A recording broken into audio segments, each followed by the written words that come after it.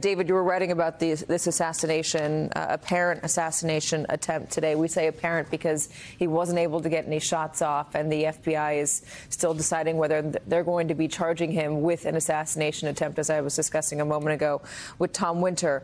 But you've been writing about the rhetoric surrounding it, and you point out that Senator Mike Lee has now said you can't trust the feds. He's blaming the media for it, for this, what happened yesterday. And you have Marjorie Taylor Greene going out and saying that this is not a lone wolf, that there is an organized effort, really, putting some conspiracy, injecting conspiracy into this story.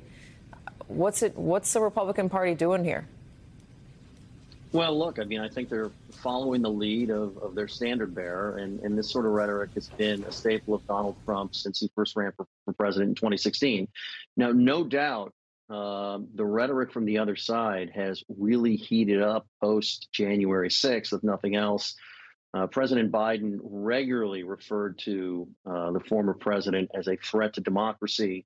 And you can find all sorts of conversations among Democrats about, Trump wanting to be a dictator and if he gets elected, he'll never leave and things like that. But the idea that this only flows one way is simply not borne out by reality. I'd also point out that since Kamala Harris, the vice president, took over for Biden as the Democratic nominee, she's really de-emphasized, at least in her general messaging, this threat to democracy that was so much a part of President Biden's campaign, and instead talks about Donald Trump as a threat to freedoms, freedom to access abortion, freedom to read the books you want, to join a union, things that are more run-of-the-mill and less catastrophic. I don't know if, what happened in July, where the president was actually hit by a bullet and almost killed, and a rally goer behind him was murdered by the assassin, if that had anything to do with it. But what you see coming out of the Harris campaign is slightly different than what you saw coming out of the Biden campaign. It'll just be interesting to see what Trump does moving forward. I hear what you're saying, and there's a lot of, very explosive language coming out of the left as well. But when they're talking about threats to democracy, when President Biden was at least, they were pointing to January 6th and what happened on that day, and this idea that Donald Trump keeps spreading this lie about the election being stolen from him in 2020.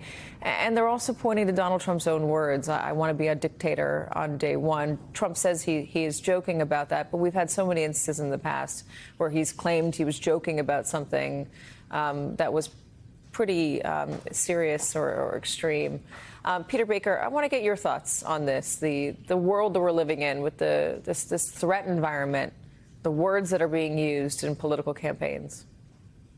Yeah, look, this is an extraordinary moment, right? We are now seeing 2 assassination attempts. Apparently, as you say, the FBI is still not charging with that, but what seem to be 2 assassination attempts in 2 months against a former president.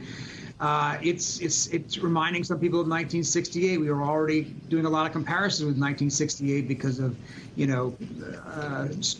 turmoil on the left about the war in Gaza.